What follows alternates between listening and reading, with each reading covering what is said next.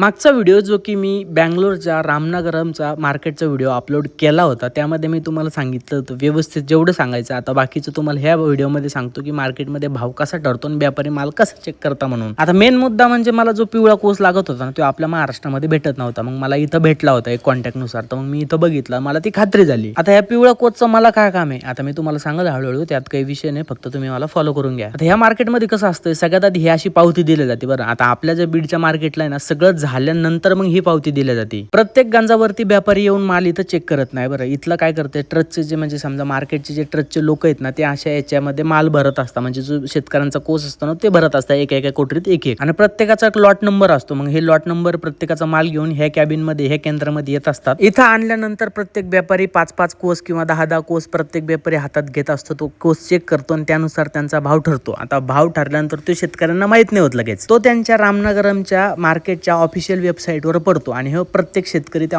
Official वेबसाईटवरती तो त्याचा भाव चेक करू शकतो. आणि दुसऱ्या ऑप्शनला असे एलईडी तिथं भरपूर, एलईडी वरती प्रत्येक शेतकऱ्याचा लॉट नंबर आणि प्रत्येक शेतकऱ्याला लॉट नंबर समोर किती भाव लागला हे असं पूर्णपणे शेतकऱ्याला समजत असतं. आता मेन मुद्दा जरी म्हटलं ना, तर इथं समजा 1000 रुपये पर केजी जर माल असला ना, तर आपल्याकडे 800 रुपये पर केजी असतो. म्हणजे जवळपास 150-200 रुपयाचा फरक पर केजी मागं पडत असतो. मग सगळं ठरल्यानंतर प्रत्येक शेतकरी आपल्या पेनानं ते भाव जे ठरला ते लिहून घेतो, कॅल्क्युलेशन करून पूर्णपणे असं लिहिल्यानंतर त्याच्या अकाउंटला ते पैसे येऊन जात असतात. पण हे रामनगरचं मार्केट एकदम बेस्ट आहे, माहिती आहे का.